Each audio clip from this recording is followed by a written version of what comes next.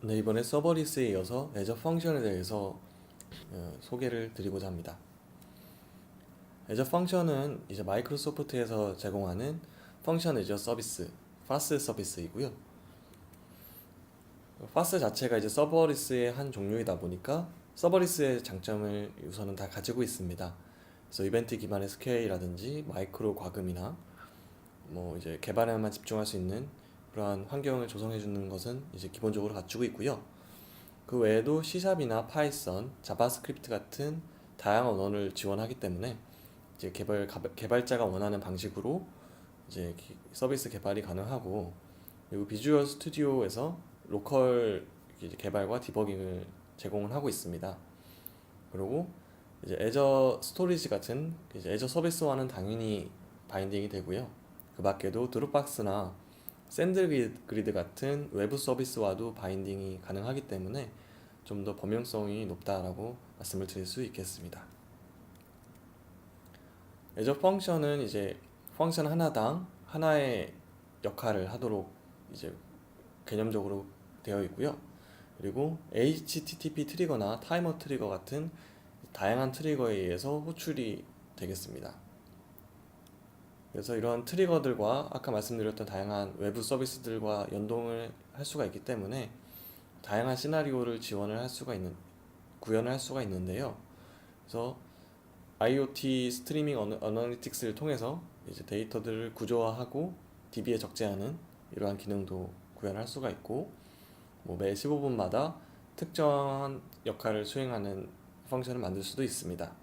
그리고 최근에는 이제 챗봇을 이제 서버리스로 애저 펑션으로 구현을 하는 다양한 이제 시도들이 진행이 되고 있고요.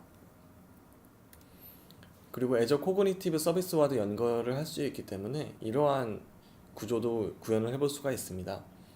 그래서 특정 개별 사용자가 키오스크에 접근해서 서비스를 호출을 하게 되면 이제 애저 코그니티브 서비스와 연결을 해서 이제 사용자를 인식하고, 그리고 그 사용자에 맞는 추천 시스템을 가동을 해서 이제 서비스를 제공하는 이러한 구조도 구현을 할 수가 있습니다.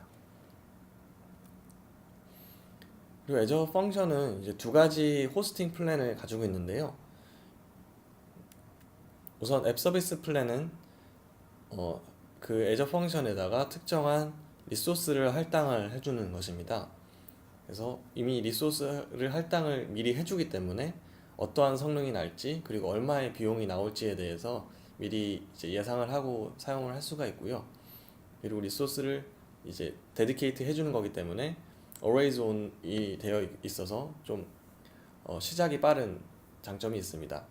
그래서 어느 정도 꾸준한 예측할 수 있는 사용량이 나오는 기능에 대해서는 이제 앱 서비스 플랜을 써주는 것이 좀 더 이제 유리하겠다라고 말씀을 드릴 수가 있겠고요.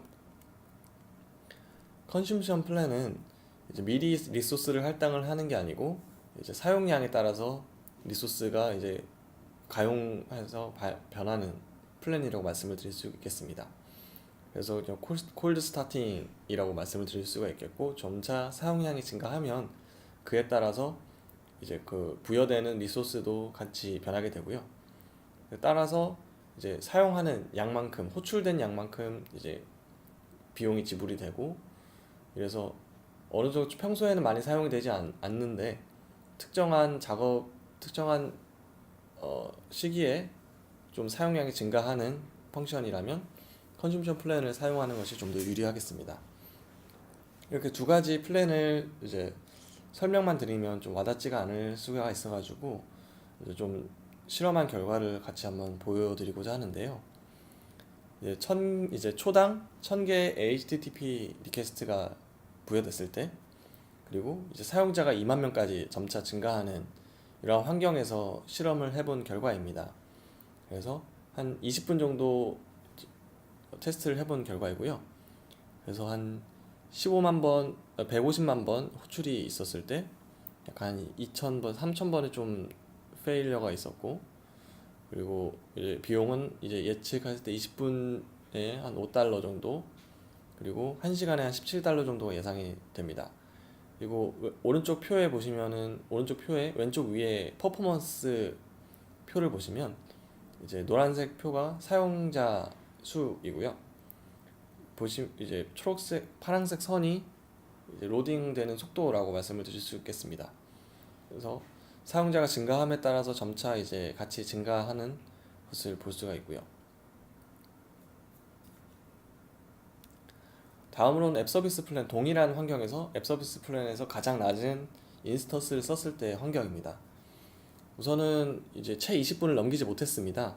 왜냐하면은 이게 사용자가 증가하면서 인스턴스가 소화할 수 있는 이제 로드를 넘어섰기 때문에 이제 그 인스턴스가 제대로 그 요청을 이제 소화를 하지 못했었거든요.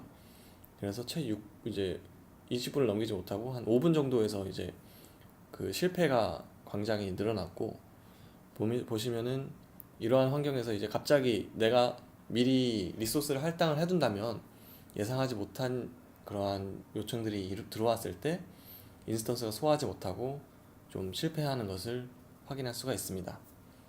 하지만 좀 미리 충분한 리소스를 투여를 했었다면 좀 다른 결과를 보이는데요.